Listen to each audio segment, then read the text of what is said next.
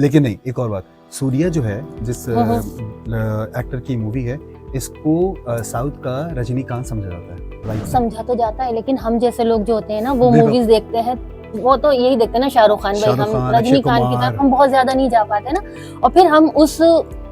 जो पूरा जॉनरा है ना उनका, तमिल का और इस तरह का साउथ की मूवीज का, हम उनको सर्च नहीं करते। कोई चीज हमारे पास रील्स में आ जाती है, हम देखते हैं और हम उस तरफ चले जाते हैं। तो मैं सिर्फ इतना कही थी कि अगर जिस तरह आमिर खान ने तारे ज़मीं पे थी वो वहां से उठा के यहाँ पे बनाई, और क्योंकि उससे हमें ये मैसेज मिला कि बच्चों की एजुकेशन किस तरह करनी चाहिए, हम तो नहीं चाह के वो वाली लैंग्वेज देख सकते ना। इसी तरह से अगर तमिल मूवीज के बारे में, जैसे गजनी बनी, गजनी में ऑल्दो कोई ऐसा मैसेज नहीं था, लेकिन गजनी उन्होंने यहाँ की, तो उन्होंने उसको भी यहाँ पे कॉपी करके बनाया, तो जाहिर है वो अच्छी चली यहाँ पे। इसी तरह से अगर ये थी उड़ान के नाम से है, वो वहाँ पे जो डब की है ना मूवी फुरराई, उसे उड़ान के नाम से था, डब उर्दू में उड़ान के नाम से हुई है। तो सब लोग नहीं देख पाते उसको, लेकिन उसके अंदर एक पूरी स्ट्रगल थी, पूरी दक्कन एयरवेज की ना, दक्कन एयरवेज की। तो किस तरह से उस आदमी ने अपनी पूरी एयरलाइन शुरू, पूरी नहीं, उसने अपने ख्वाब को किस तरह पूरा किया, या उसने लोगों के बारे में किस तरह सोचा। इट्स ऑल अबाउट द मुश्किलात जो उसकी जिंदगी में आई, उसको किस तरह उसने फुलफिल किया, किस तरह से उसने लोगों से मदद मांगी, लोगों ने उसको इनकार किया, लोगों ने उसको किस तरह से चीज़ों को बताया कि नहीं हम तुम्हारी मदद नहीं करेंगे। कुछ लोग चाहते हुए भी आपकी मदद नहीं करते, तो ये एक मैसेज है। लेकिन इसमें एक सबसे बड़ा जो पार्ट है वो उसकी बीवी का है। उसकी बीवी का भी पार्ट बहुत बड़ा है, लेकिन जो सबसे बड़ा पार्ट है ना इसके अंदर, वो ये नहीं कि लोग मुश्किलों में मदद नहीं करते। बात ये थी, इससे मूवी से जो मैंने सीखा वो ये था कि जब कोई शख्स अपने ख्वाब पूरी करने की ठान लेता है ना, या ख्वाब ना भी सही, ये तो उसने लोगों की भलाई के लिए सोचा था कि अगर मैं नहीं पहुंच सका कम पैसों में तो दूसरे लोग तो पहुंचे। तो जब कोई शख्स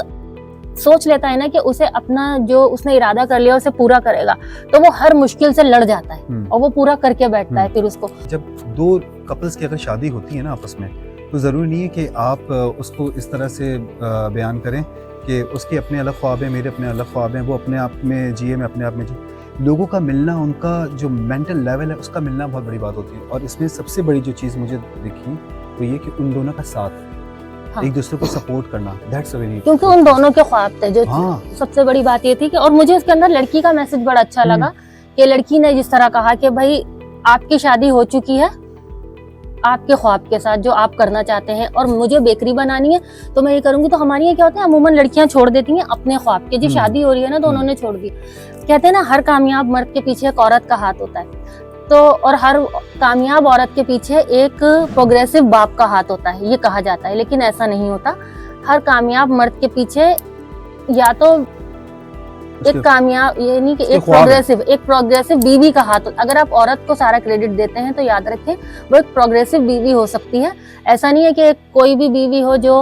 उसको मतलब टफ टाइम दे रही हो और उसके बावजूद वो शख्स अपना ख्वाब पूरा कर रहा हो, तो उसके कामयाबी के पीछे नहीं, उसके पीछे तो बहुत ज्यादा बीवियां होती हैं ऐसी जो टफ टाइम देती हैं। हाँ, तुम इसीलिए शादी नहीं कर रहे अभी, तो वो बीवियां होती हैं जो टफ टाइम देती हैं और जीना उनके लिए मुहाल कर देती हैं। लेकिन इस मूवी के अंदर ये मैसेज है कि आपकी बीवी अगर आपके साथ चल रही है तो यू आर गॉड गिफ्टेड।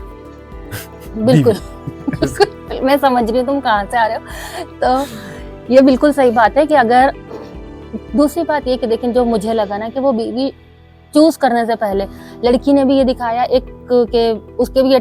कोई 22-25 रिश्ते टूट चुके थे, मतलब लड़कों ने मना कर दिया था और लड़के को भी इतने लोगों ने ठुकरा दिया था। तो वो लोग फिर भी, तो अगर आपको भी लाइफ में कोई ठुकरा देता है या आपको अपना लाइफ पार्टनर नहीं मिल रहा, नाराज मत होइएगा, कोई होगा जो आपका इंतजार कर रहा होगा, जो आपके लिए बनाया गया होगा। बिल्कुल वो होगा जो आपके लिए बनाया गया होगा, और उसके लिए ये शाहरुख खान वाला डायलॉग ले आए तुम, चलो ठीक है तो मुंह भी हिला लो, समझ तो गई होगी। ठीक है, तो ये है कि आपके लिए कोई ना कोई ऐसा होगा यकीनन जो आपकी पर्सनालिटी को, आपकी सोच को समझेगा और फिर आपकी लाइफ में आएगा, और वही आपके लिए ज्यादा बेहतर शाफिया जी, हमारे यहाँ सबसे बड़ा जो कॉन्सेप्ट है और सबसे बुरी बात जो है वो ये समझ जाती है कि अगर आपके कोई ख्वाब है और उसको अगर आप फुलफिल नहीं कर पा रहे हो तो आगे वाला बंदा आपको या तो पागल करार दे देगा या तो कहेगा यार ये तुमसे जब नहीं हो रहा है तो इस फील्ड को निकम्मे हो तुम, हाँ इस फील्ड को छोड़ दो, कहीं और चले आओ।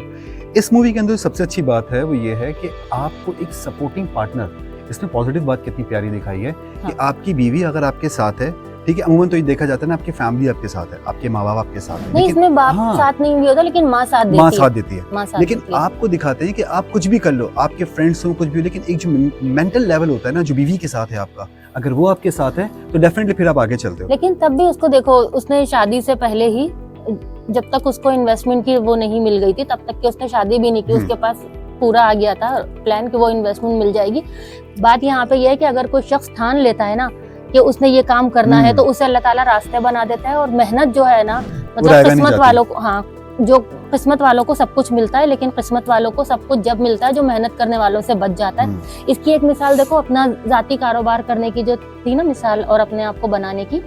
एक इनका इंडिया में ही वो है निरमा वॉशिंग पाउडर, उनकी भी है कि वो शख्स जो था उसने भी अपना बिजनेस बिल्कुल इसी तरह शुरू किया था कि उसने अपना साइड बिजनेस के तौर पे, मतलब हस्बैंड वाइफ थे, वो एक केमिकल इंजीनियर था और उसने अपना साइड बिजनेस करने के लिए ना कि चलो जी साइड से 2-4 रुपए एक्स्ट्रा आ जाते ना हमें नौकरी के बाद, तो वो नौकरी के बाद आके उसने क्या किया कि एक वॉशिंग पाउडर बनाना शुरू किया, क्योंकि वो केमिकल इंजीनियर था। तो उसने तो उसने क्या किया कि अपना ना पाउडर बनाना शुरू किया और व्हाइट कलर की थैली के अंदर बेचने जाता था शॉपर में। तो उसने उसकी बेटी थी नीरोपमा, तो उसने अपनी बेटी का नाम का नीरो का नीर और पमा का माँ लगा के निरमा करके, और उसको फिर जब थोड़ा चलने लगा पूरा गांव में फैल गया, रफ्ता रफ्ता करते करते उसने उसको चलाया। लेकिन फिर वही चीज आई जिस तरह से हम ये वाली दक्कन एयरवेज पे करें ना सरफिरा पे, कि इसने अपनी चलाई थी कि ये भी लो कॉस्ट टिकट देना चाहता था कि लोग ट्रैवल कर सकें, ट्रैवल कर सकें। उसने जो कॉस्ट कटिंग करके दिखाया था कि जी हम जरूरी नहीं है कि बहुत सारी फालतू चीजों को दें, कि खाना भी देना है 1 घंटे की फ्लाइट में, हम अगर यहाँ से कॉस्ट कटिंग करें तो सस्ता टिकट दे सकते हैं। उसने भी ये दिखाया था। इसी तरह से निरमा वालों ने भी इसी तरह किया कि वो बहुत सारी चीजों से कॉस्ट कटिंग करके उन्होंने भी अपना सस्ता पाउडर लगाया। लेकिन जिस तरह हमने दिखाया ना कि जब आप सस्ती कोई चीज मार्केट में लेकर आते हैं ना, किसी को देने की कोशिश करते हैं और लोगों के लिए सहूलत करने की कोशिश करते हैं, तो ये जो बड़े बड़े मगरमच्छ होते हैं ना उसी मार्केट में बैठे हुए, ये आपको आगे नहीं आने देना चाहते, ये आपको आगे ही नहीं आने देना चाहते, क्योंकि ये चाहते नहीं है। हाँ, इस मूवी में यही दिखाया कि इनको बड़े बड़े जो मगरमच्छ होते हैं ना, ये कभी आपको आगे नहीं आने देंगे।